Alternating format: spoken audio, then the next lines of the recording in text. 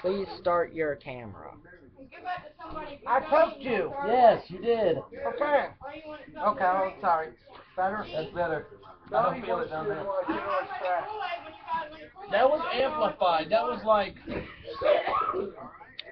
Wild let me accent. think of a way to describe that. Hi everyone, I'm back after 2 months. Hello. This is my second attempt at this Wildforce reboot. I think I forgot to hit up. I think I forgot to hit. This thing didn't upload somehow. So yeah. So this is my review of Power Rangers Wildforce. It starts with the episode Lionheart. Where we see Cole Evans, who will become our Red Ranger. He's swinging on a vine, and he's told by some guy to go find his parents, and in Turtle Cove, I believe, is the city. We then see 4 Rangers fighting our villains for this season, the Udorgs, or the mutants, or orgs, or whatever. I prefer to call these people monsters.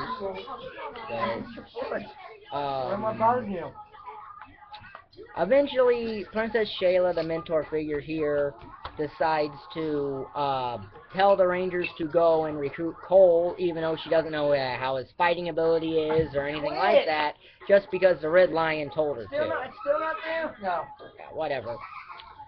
He becomes the leader, and he tries to read a mutant's heart. Yeah. So he tries to read the monster's heart, and finds out he doesn't have a heart. Well, duh. What did you expect a monster to have? What do you expect a monster to have? Cole, go watch some horror movie. They don't have hearts. They don't have hearts. So yeah.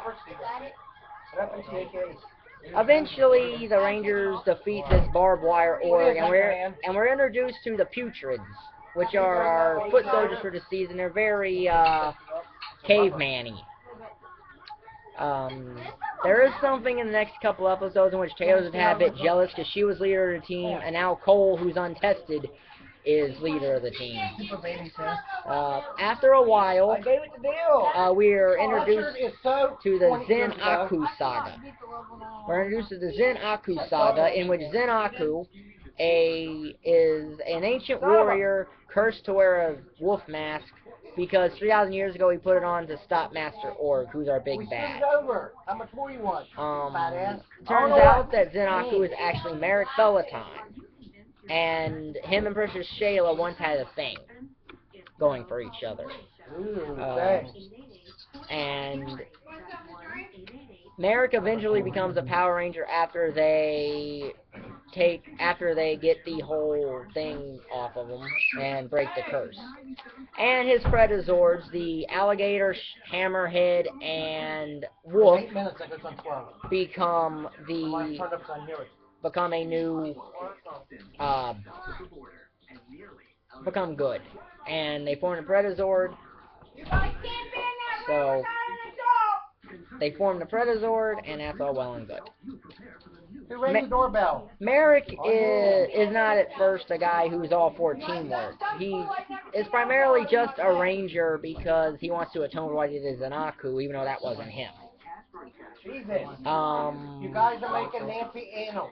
Even though that was not him. So, yeah. And it's one of those things where you really look at that you understand it, but again, he's part of a team, so he has to be a team player. About 25 episodes in, it's Reinforcements from the Future, parts 1 and 2. That's the Wildforce Time Force team up. Better team up than Lightspeed Rescues because that was only 1 part. This is 2. I always think team up should be 2 parts just because you can do more 2 parts than 1. So this is an interesting team up because it's a full Ranger team up, but it's also a full cast team up, as it also involves Nadira and Rancic, because Rancic needs to atone for his past sins, and because he has this whole thing of he made the Mutors, which are what these are called. there is another team up, but I will get to that in a separate vid because Forever Red deserves its own vid. So, and that's what it is. It's Forever Red deserves its own vid. So, near the end of the season, we are introduced to the Animus story arc. We're introduced to the Animus story arc, which features a kid named Kite. And Kite becomes, and Kite is this secret Animus who is worried about the humans who have they polluted the world. And he takes the powers and goes away from the Rangers, but they pass the test that he makes, and he rewards Cole with a Wildforce Rider. Which does come into play in Forever Red, but I'll get to that in the Forever Red episode, in the Forever Red review. Yeah. So, then we see that there's, the season comes to an end with the end of the Power Rangers because they defeated all the Orcs. Shinjak and Toxic have turned good, and Rantic's been reformed in reinforcements from the future. So, the Power Rangers, Master Org somehow takes all their powers away.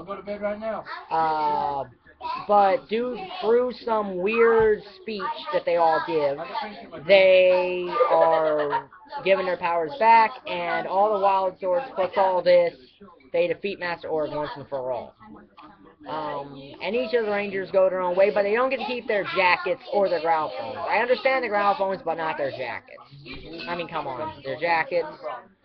So, yeah. Cole, interesting Red Ranger. Didn't start out good, but got better.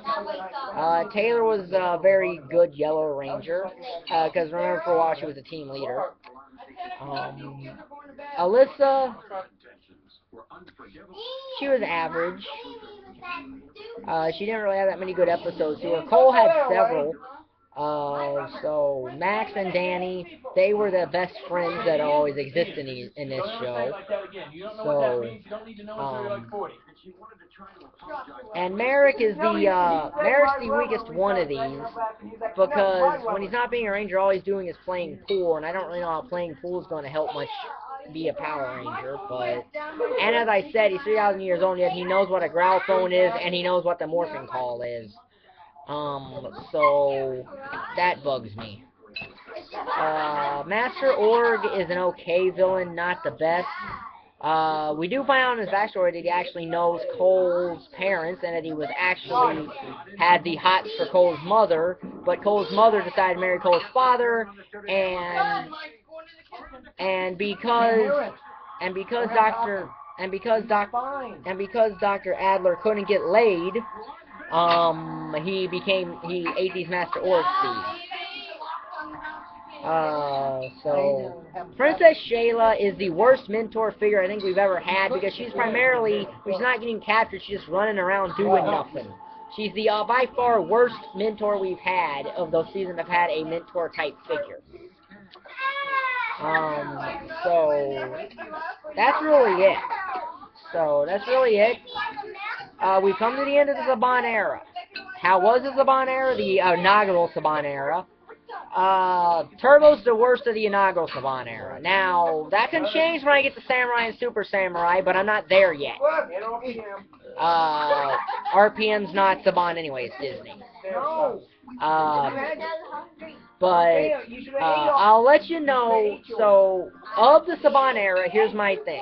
Time Force is the best, then Lightspeed Rescue, then Lost Galaxy, then MMPR, then Zeo, then Turbo. There's the whole ranking, and Wild Forces, which is after Lightspeed. So there you go. There's my ranking of the Saban era in terms of how good they are, the inaugural Saban era. When I'm done with the Disney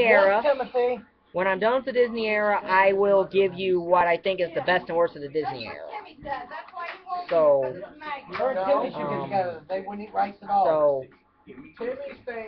the next bit in this series will be the start of the Disney era, and there will be a storm brewing, a ninja storm.